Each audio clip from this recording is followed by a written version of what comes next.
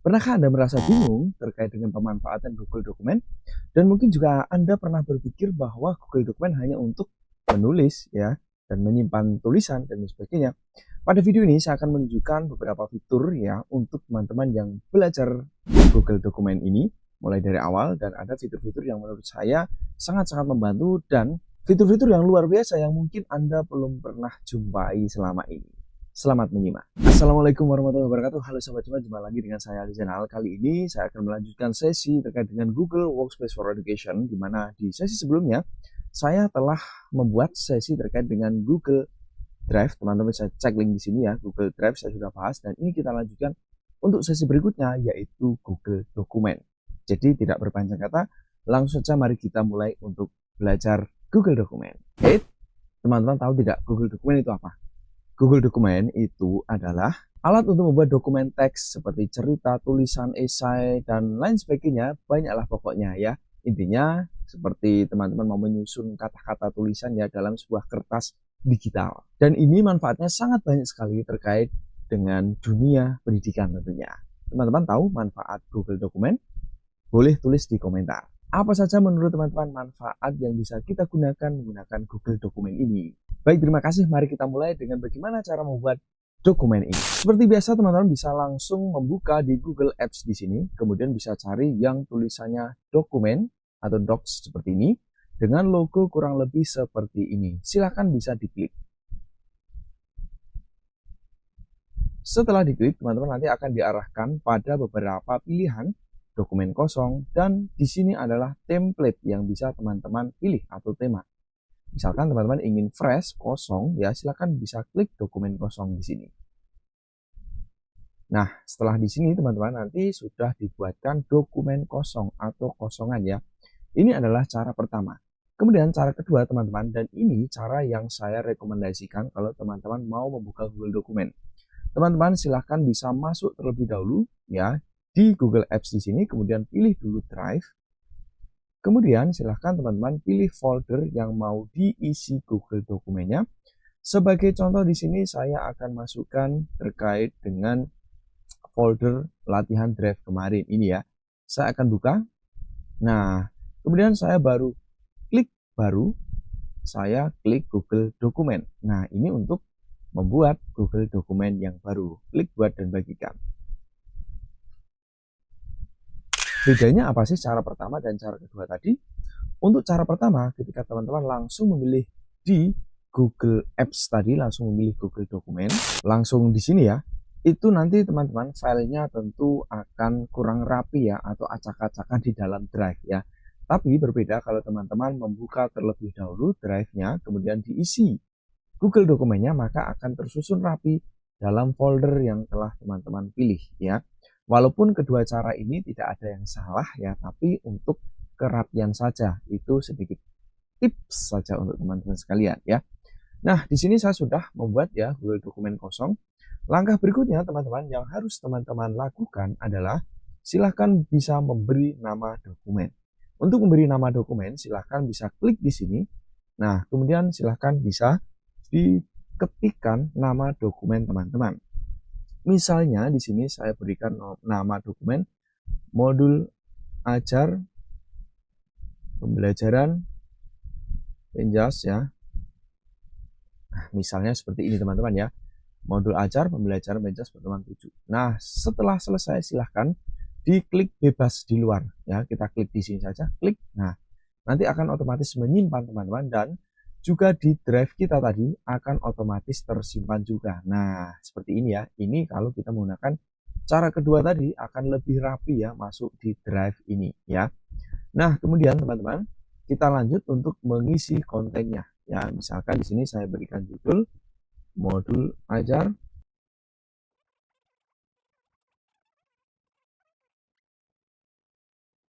Nah, baik teman-teman sekalian, misalkan saya sudah mengetikkan semua konten atau tulisan yang sudah teman-teman bayangkan atau ingin diketikkan atau dituliskan, langkah berikutnya saya akan menunjukkan bagaimana kita melakukan editing pada Google Dokumen ini.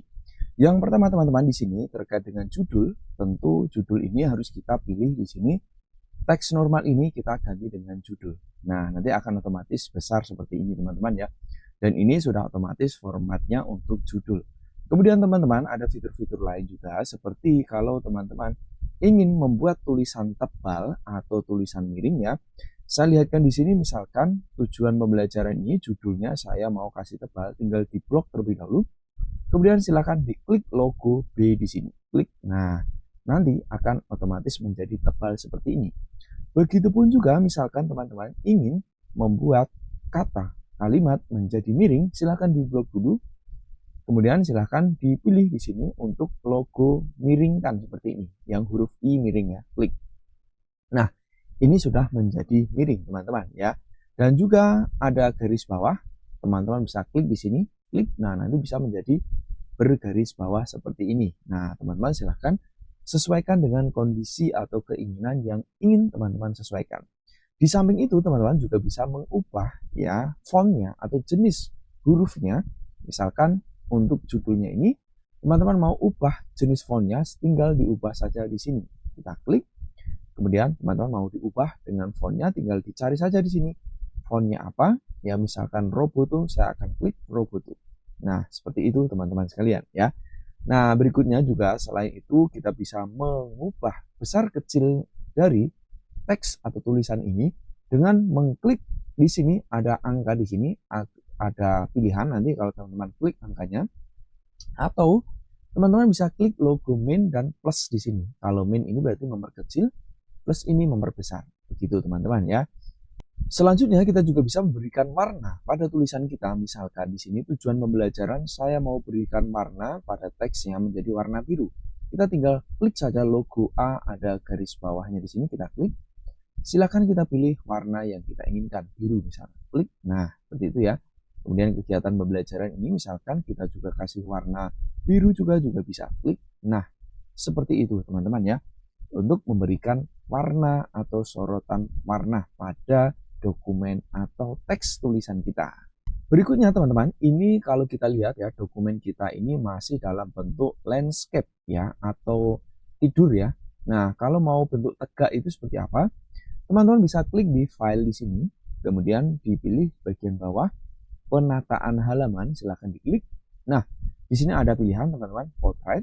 Nah, kemudian ada ukuran kertas, misalkan teman-teman mau menggunakan kertas apa, folio misalkan, tinggal klik.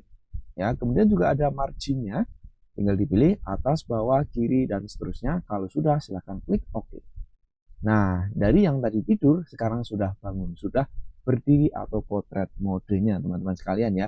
Dan selanjutnya teman-teman bisa mengatur ya untuk teksnya. Misalkan ini teksnya masih kurang rapi, kita mau rapikan perataannya, rata kanan dan kiri.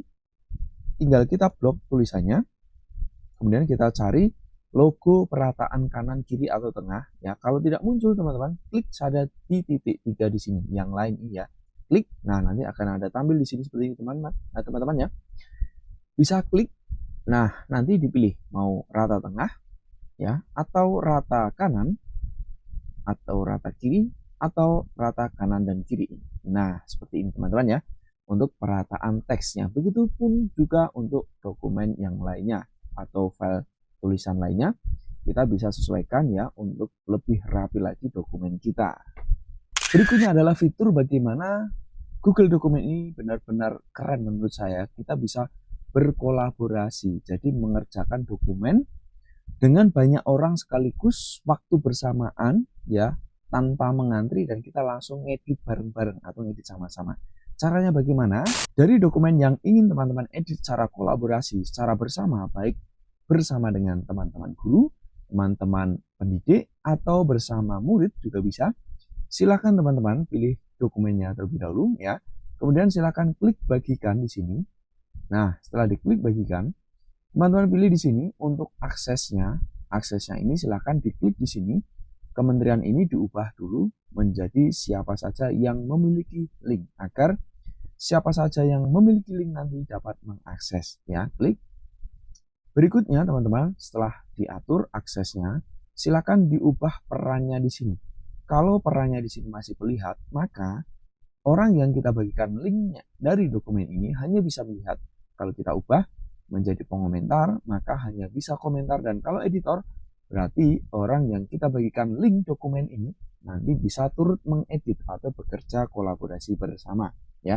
Sebagai contoh di sini saya copy linknya terlebih dahulu ya, kita salin link, kita klik salin link. Nah, setelah di copy link ini teman-teman bisa kirimkan ke teman yang diajak untuk berkolaborasi. Bisa dikirimkan lewat email, bisa dikirimkan lewat grup WA dan lain sebagainya. Intinya orang lain tersebut bisa mengakses link yang kita salin atau kita copy ini. Nah, sebagai contoh di sini saya akan membagikan dengan akun saya yang lainnya. Nah, ini dia teman-teman, saya sudah membuka dua akun ya. Akun yang pertama adalah saya yang ini, kemudian akun yang kedua adalah saya yang ini ya. Jadi beda akun ini ya, antara tampilan yang di sini dengan tampilan yang di sini itu berbeda akun ya. Sekarang dari link yang saya copy dari dokumen ini tadi, kemudian saya tempel, saya paste di sini. Nah, kemudian saya enter dan otomatis kita akan diarahkan pada dokumen yang kita buat tadi ini ya, dokumen ini. Dan langkah berikutnya teman-teman, dokumen ini ya dengan akun saya yang lain, saya bisa turut mengeditnya ya. Misalkan di sini saya akan tambahkan tulisan ya, di sini saya enter oleh misalkan ya. Nah, seperti ini misalkan. Saya tambahkan teks di sini dan di sini otomatis juga akan tampil teman-teman ini ya.